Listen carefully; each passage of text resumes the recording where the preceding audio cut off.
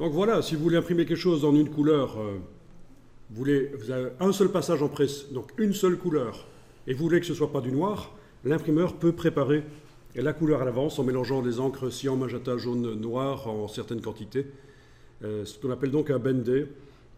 Et donc si l'imprimeur vous propose d'office une Pantone, c'est peut-être une erreur, parce que ce sera plus cher la Pantone, c'est des encres plus chères. Donc ne pensez pas, si j'imprime en une couleur, c'est forcément du Pantone. Ok, donc je vais mettre le texte en noir ici, voilà. Et alors je vais modifier maintenant les paramètres du texte, notamment je vais éloigner les paragraphes l'un de l'autre pour que visuellement ça se voit. Il va donc y avoir de l'espace vertical entre les paragraphes. Je vais changer la police de caractère, etc. Alors dans ce cas-là, dans le cas d'un bloc texte qui n'a pas de couleur comme ça peut être n'importe laquelle des deux icônes qui est enclenchée. Parce que bon, si je suis en train d'indiquer ici que je travaille sur la couleur du bloc là, il n'y a pas de problème. Si je vais chercher la palette paragraphe, il ne va pas agir sur la couleur du bloc, il va agir sur le texte à l'intérieur du paragraphe, hein, à l'intérieur du bloc. Donc menu texte paragraphe. Si vous voulez être puriste, vous enclenchez le petit T, mais sinon les deux vont fonctionner, puisqu'on travaille forcément sur le texte à l'intérieur du bloc. Et alors ici, dans la palette paragraphe, menu texte paragraphe, vous éloignez les paragraphes l'un de l'autre, par exemple, voilà. Donc visuellement, vous avez bien marqué la différence entre les paragraphes. Alors combien est-ce qu'il faut mettre? C'est un peu vous qui décidez. Le bon sens est vraiment utile dans ce cas-là. Et aussi, c'est être cultivé visuellement par rapport aux publications.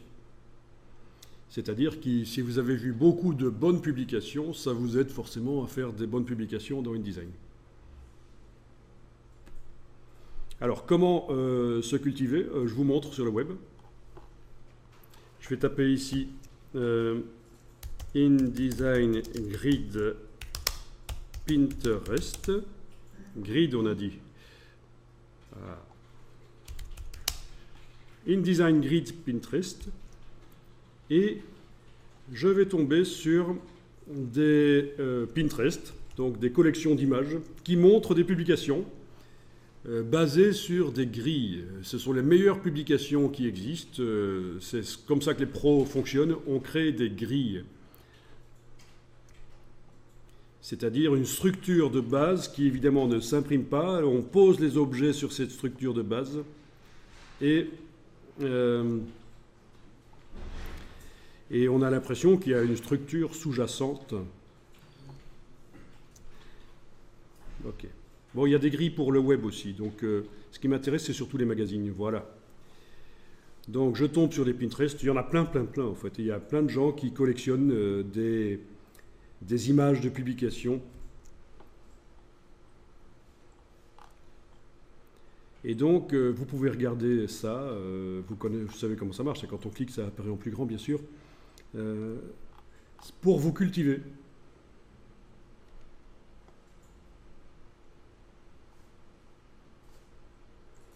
Au niveau visuel. Bon, là, il n'y a pas grand-chose.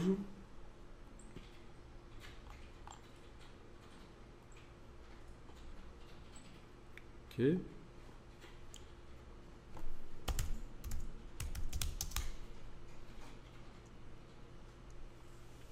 Bon, j'ai rajouté le mot magazine dans la recherche Google et ça me montre encore d'autres choses. Donc voilà, vous n'êtes pas obligé de rentrer dans une librairie et d'acheter pour 400 € de magazines chaque mois pour vous cultiver. Il y a des possibilités gratuites sur le web de voir des vraies publications. Comment est-ce que c'est fait? Comment est-ce qu'on joue avec la typo? Quelles sont les tendances du moment?